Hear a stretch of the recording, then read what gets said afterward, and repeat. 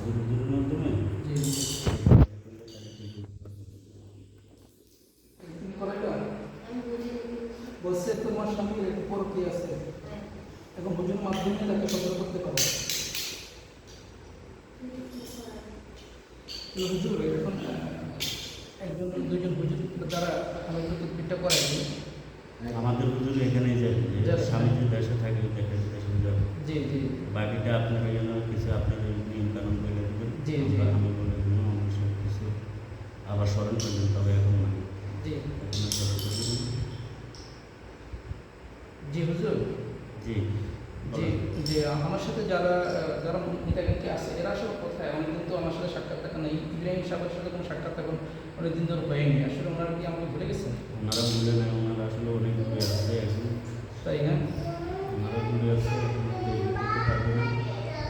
তবে সবসময় পাইবেন না, একটা টাইম আছে বুঝছেন। আচ্ছা হয়তো আসরের পরে আচ্ছা তো রাত 11টায় 11টায় তাই হ্যাঁ। ওই টাইমে একটু যোগাযোগ করলে ওনাদের পক্ষে হয়। ওনারা তো আমার খুবই হিতাকাঙ্ক্ষী লোক, উনি তো খুবই একটা ইয়া মানুষ। আমার ওয়াইফের কোনো সমস্যা আছে হুজুর? দেখেন তো আমার ওয়াইফের কোনো সমস্যা আছে? ওর বাচ্চা কাচ্চা হয় না? না ওগুলো কোনো সমস্যা নেই। তাই না? জিনের কোনো সমস্যা আছে? না ওগুলো কিছু নেই। তাহলে মানে শারীরিক সমস্যা তাই তো? শারীরিক সমস্যা হিসেবে ডাক্তার দেখাইতে হবে তাই তো?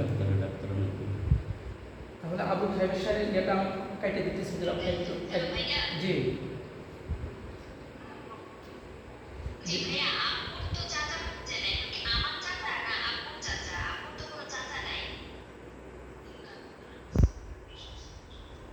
উনি বলতেছেন যে আপনার চাচা বাতিদের মধ্যে মনে হয় কি এটা ইয়েগুলো করতেছে আসলে।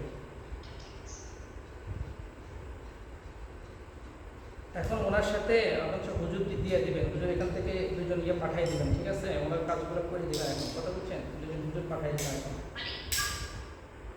আর উনি ঠিকই দিবেন,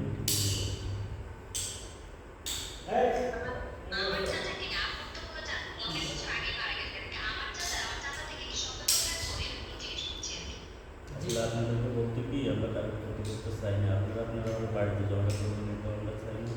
আমাদের মাধ্যমে যদি আমরা আসলে নামটা বলতে চাই না, তবে আপনারা ভোট করবেন না, রিকোয়েস্ট করবেন না।